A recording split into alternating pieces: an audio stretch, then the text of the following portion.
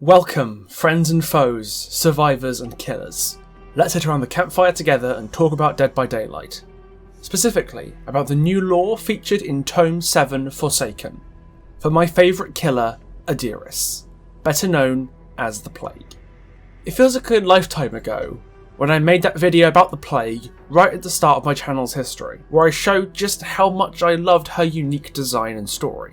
It was my 4th ever video, and it remains one of my most popular to this day. For most of my time playing this game, I'd have called her my main and favourite killer, although the recent release of the twins currently means she's maybe sharing the top spot for the first time ever, although the bizarre Lucky Break buff and Brainless Twins nerf might be changing that. She's also the only killer I ever made a full guide on, although if my will to play twins persists through whatever fresh hell behaviour foists upon us next, that will change when I hit 20,000 subscribers. So when those other people at DBD Leaks shared the Plague's new tome with me, suffice to say, I slapped that shit into a TXT document and jumped right in. For anyone looking for my general verdict on this mid-chapter, I'd say it's been pretty rough in a lot of ways, with Freddy nerfs that put me to sleep, Huntress add-ons that put me in an early grave, and Twins nerfs that put me on suicide watch. Demo's very good, the Crypt TV skins are genuinely remarkable, and Cold Wind is passable. Except Rotten Fields. That map is still booty cheeks, and corn blindness really sucks when you're 2 feet tall and can't see scratch marks. The fact that new Lucky Break made it to live with only a minor tweak from its PTB state should be indicative that the mid-chapter was a bit of a mixed bag.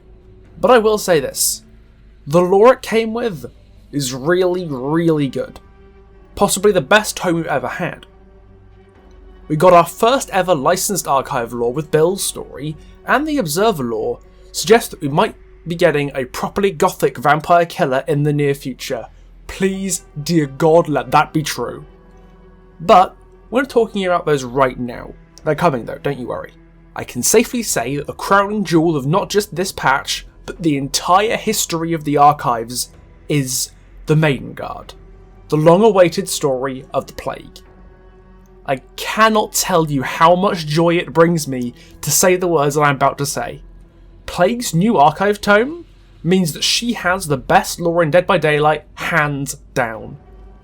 After 2 years, Kazan Yamaoka is dethroned from the top. Dear friends, the king is dead. Long live the queen. Help me!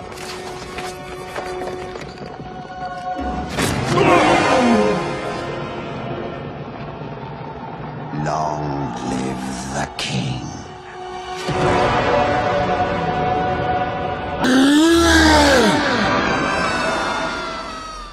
At time of recording, only about half of the new tome is actually available in the game, so the Google Docs link to the full leaked story is in the description. If I was to sum up what makes the Plague's new lore so phenomenal in one sentence, it would be this. It adds depth, context, and complexity to the character of Adiris, and answers several questions we had about her, while remaining loyal to her original character and themes. The story grows her character without replacing it. She's still the Adiris we all know and love, just a little bit darker and more nuanced. For me to properly express what makes the Maiden Guard so good, we need to understand the themes of Plague's original lore. The way I see it, Adiris' original story explores 3 things: faith, love, and the pain caused when the two collide.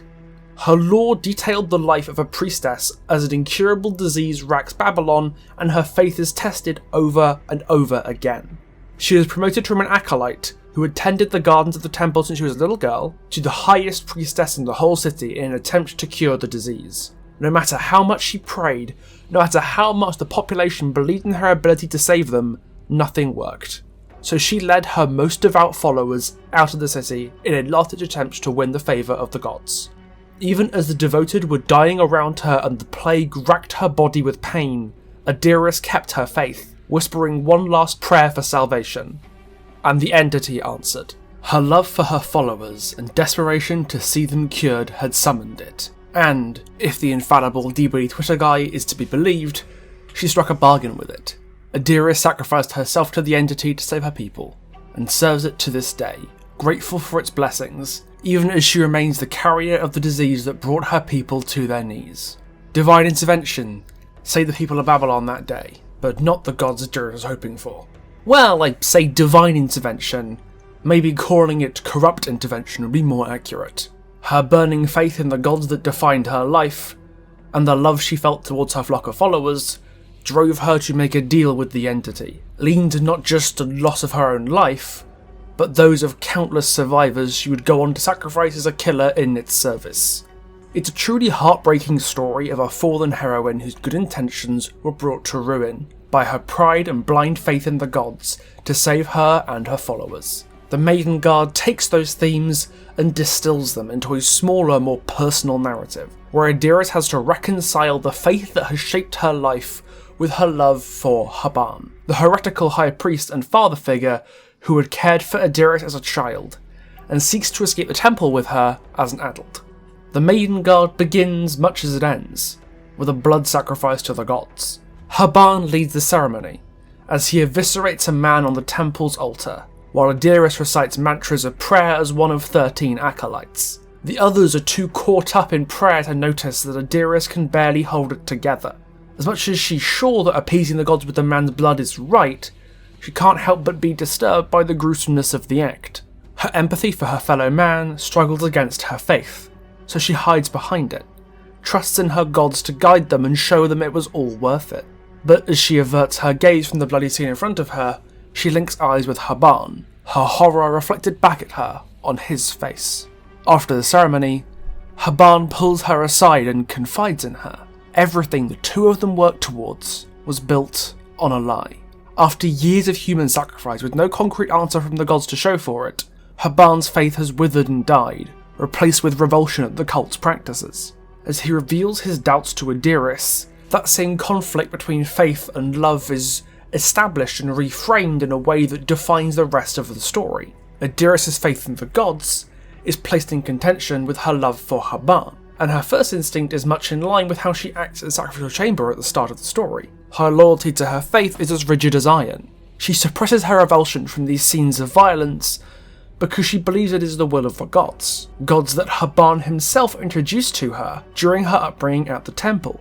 The story shows us why Haban and the gods are so important to Adiris, at the same time as drawing a divide between them and forcing Adiris to choose a side. This is how the best written characters unravel themselves. You put them in a situation of conflict, perfectly tailored to suit them, and let the drama play out. And at first, Adiris chooses her gods. Haban discusses new decrees of religious scripture, ones far from the sea-goat and the other gods that he once held dear. Adiris' immediate reaction is to accuse him of blasphemy, something which Haban actually accepts. He explicitly refutes the gods, not caring whether he's blaspheming or not, leaving no middle ground for Adiris to take. It's her father or her faith, and the absolute division between the two creates tension, stretches across the narrative like strings of a violin. Like the board game that her and Haban are playing, the difference is black and white, and only one side can win. From what we know of her base story, it's obvious that faith was going to be the outcome. She has to stay in the city to become the High Priestess when the disease strikes. Which is why what happens next is so interesting. On the Day of Virtue, when the highest members of the religious order flush out unbelievers from their ranks, Adiris is given the chance to turn Haban over to the Maiden, who by my understanding is basically a living saint or prophet of the gods. She asks Adiris to turn over any sinners she has witnessed, and she declines. She has seen no evil, she says, and thus the Maiden doesn't suspect Haban. For all that she values her faith, Adiris will lie to her superiors to protect Haban because she loves him too, and doesn't want to see him come to harm. It looked like Adiris' faith was winning out over her love, but this twist shakes it up a bit. We know she becomes the High Priestess, but now the question becomes, what happens now to push her from his position to the known destination? We've got ourselves a dilemma. We've got ourselves a story. Advantage, love. After the Day of Virtue, Haban reveals to her his plans to escape the temple and leave the faith behind. But Haban's not just Adiris' high priest, but also her adoptive father. And as such, he wants to see his daughter safe and free from this institution of bloodshed. He offers her the opportunity to escape with him and live a new life away from the temple, because he feels responsible for her care after inducting her into the order in the first place all those years ago. as he says, "I am old and have wasted this life, but I cannot bear to destroy yours." Haban offers the ultimate test of Adiris' love against her faith. It's the same conflict in her base story, the same conflict that's defined the entire story of Adiris so far, culminating in this one choice that only she can make. Haban challenges her to consult with her gods if she doubts him, and arranges to meet her in the temple sanctum at midnight in 2 weeks if she wants to leave with him. And so Adiris searches for answers. Fervently, she tests her faith in constant prayer, reaching out to those divine beings she's devoted her entire life to, in search of some validation, some sign that her life so far has been worth something. But the only reward she gets for a lifetime of faith is silence. Remember in my old Plague video, where I talked about how the deciding moment of her life is when her faith is truly tested, and she's on her deathbed in the Urashtu cave praying for her salvation? This hopeless struggle for recognition from her gods is that moment here in the Maiden Guard, where Adiris isn't the High Priestess of Babylon, or even the daughter of Haban, just a lost and hopeless young woman coming to understand that she's wasted her life in the service of a fiction. All those people that she helped sacrifice, all the people the Maiden Guard killed on the Day of Virtue, all the years of her life, and she has nothing to show for it. She stands up to leave, presumably set in her mind now to escape with Haban, but she hears something. Whispers. To Adiris, it's the sign she's been waiting for. A sign that her gods have not abandoned her, that everything she was working for has a point to it. Her faith is restored and renewed as she can hear her gods speaking in a divine language that she can't understand, but doesn't need to, because they're there, and that's all that matters to her. It's her breakthrough, her eureka moment, as the story clicks back into place. Faith in her gods, winning out over her love for Haban, just as it was always going to. But to us, those of us who are paying attention anyway, we know what those whispers are. We know that it's not Adiris' gods that are speaking to her now. We know what she's hearing, what it wants, and we know that eventually it will get it. To Adiris, this is a moment of revelation, but to us it's a sickening realisation that this is when the entity started to sink its claws into her life. She will never be free of it. She will never be alone. Ever. Which is what makes the next part so much more harrowing to read. With her faith restored, the whispers bring Adiris shame. She doubted the gods and kept Haban from them, and for that she must repent. What follows is a brutal depiction of Adiris' self-flagellation, punishment that she inflicts upon herself for denying the gods. It hurts her so much, but she does it because that's what she's always been taught was right. Taught by Haban, no less. The entity's intervention in her faith has driven her to hurt herself. It is only a matter of time before it drives her to hurt others. Haban believes that the Maiden Guard has injured Adiris for sharing his heresy, and in a way he's right, because that's the role that she fills now. The Maiden Guard are the most devoted followers of the Maiden, who are responsible for cleansing the temple and its congregation of blasphemers. And as much as she loves Haban, Adiris knows of his blasphemy, and knows what must be done. This brings us to the infamous scene in the Sanctum, a scene which got leaked well before the main story did to widespread befuddlement. I suspended my judgment on that scene until I'd read the story that would doubtless explain it, but a lot of people hastily worried that they'd done a nurse on her, made her the card-carrying villain of her story at the cost of the more innocent personality that she used to have. But the Cleansing of Crotus Pren wishes it was this good, because the story made Adiris' character darker and more complex and even more tragic, while maintaining her identity established in her base lore and answering questions that her base lore left us with. And it's that story's role in maintaining Adiris' prior identity while building on it that matters so much, and it's what makes this story so good. When she was contacted by the entity, Adiris could have just reported Haban to the Maiden Guard to have them deal with him themselves. Indeed, that would arguably be the right thing to do in the context of her faith. But no, she steals and dons the uniform of the Maiden Guard in secret to do the job herself. Because despite what Haban did, and the punishment that he ultimately brought onto himself, he's still her father. And as she kisses his forehead, There's an understanding imparted between Adiris, Haban, and us that she still recognises that. She's not killing him because she hates him, but because that's what she's convinced she has to do. That's the will of the gods, and her own discomfort or even despair at it isn't relevant. In that way, the gear of the Maiden Guard serves a dual purpose. Not only does it reflect Adiris' divine requirement to kill Haban, it also hides her identity and lets her hide behind the mask and the role of the Maiden Guard so that she doesn't have to fully come to terms with what she's done. Haban's death is as much a punishment for his blasphemy as it is a part of Adiris' own repentance. Just like she would one day cut off her own toe to try to save a woman from a crippling disease, she would cut away another part of herself tonight, in an attempt to appease the gods. And once the deed is done, Adiris collapses to her knees, because much as she was sure what she'd done was right, she can't just leave him and let him go. She can't look away like she did to the sacrifices at the start of the story, because this man raised her and put her on the path that has defined her entire life. Watching that cutscene within the story's context turns it from a brutal murder to a heart-wrenching farewell. Adiris' first sacrifice in the entity's name, not done out of malice or cruelty, but out of lies and deceit. The same lies and deceit that cause her to worship the entity as a killer in the fog to this day.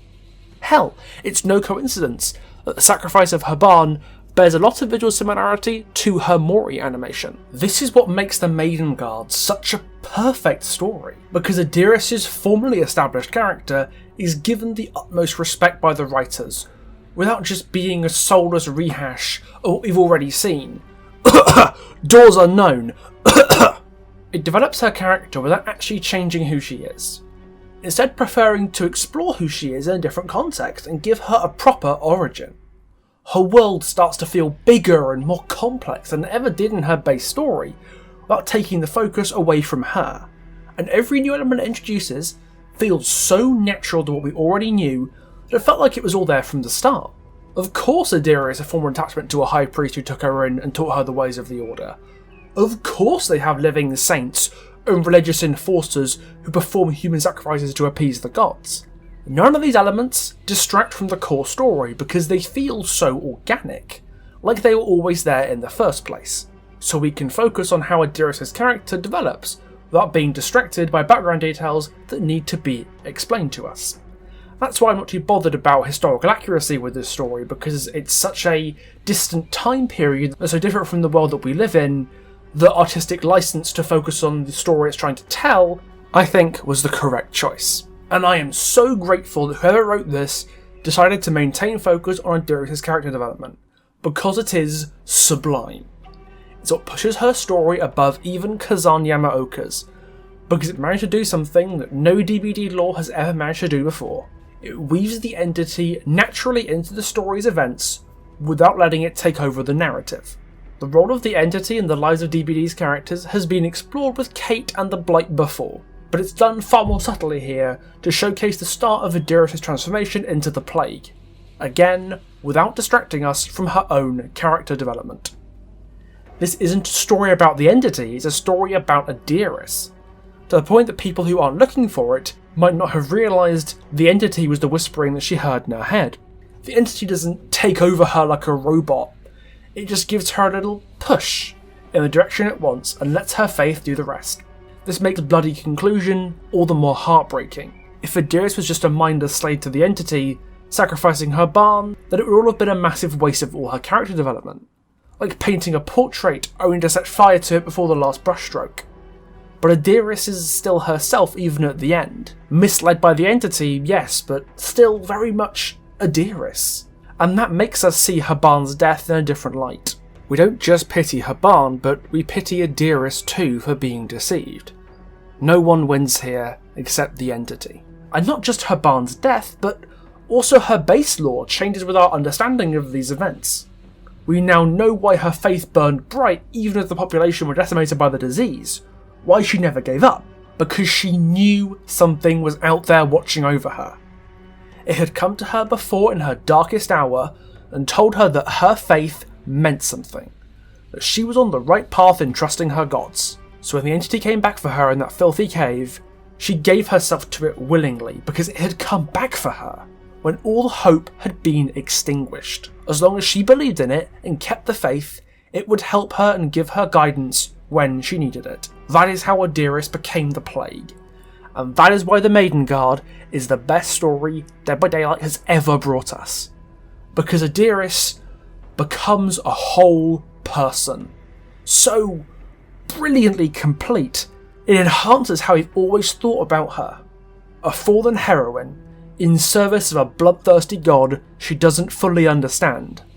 A lonely young woman, seeking guidance in all the wrong places. It brings me real, genuine joy to talk about this story because I've always loved and valued the character of the Plague. And to see her done justice here is amazing. So thank you, Behaviour, for bringing us something on this level. And thank you all for coming with me on this journey and sharing the experience of this story with me. Being able to talk about this game's characters, the people as enthusiastic about them as I am, is a privilege, and one I can't pay back enough. And after this exemplary piece of killer lore, the question now remains, who's going to take the throne next? Maybe Kazan will retake his crown when he eventually gets a tome in the distant future. Maybe the clown, who's been leaked to be the killer for Tome 8, will come out of nowhere and snap the title for himself. The other remaining original killers yet to get lore are Ghostface, the Deathslinger, Twins, and the Trickster. And realistically, all of them are strong enough characters that they are definitely in with a shout. Except maybe the Trickster, he can go and sit in the corner with the survivors. And yet saying that, there are several survivors who could be in with a shout in the future, most notably Adam, Elodie, or Felix. And what's the best way to make sure you don't miss a single piece of lore? Well, best thing you can do is subscribe, follow me on Twitter, maybe even support me on Patreon if you feel so inclined. I have a ton of interesting stuff lined up for the next month, so hold on to your hats because this is gonna be a big one. Thank you so much for watching, and I'll see you in the next one. Ta-ta for now.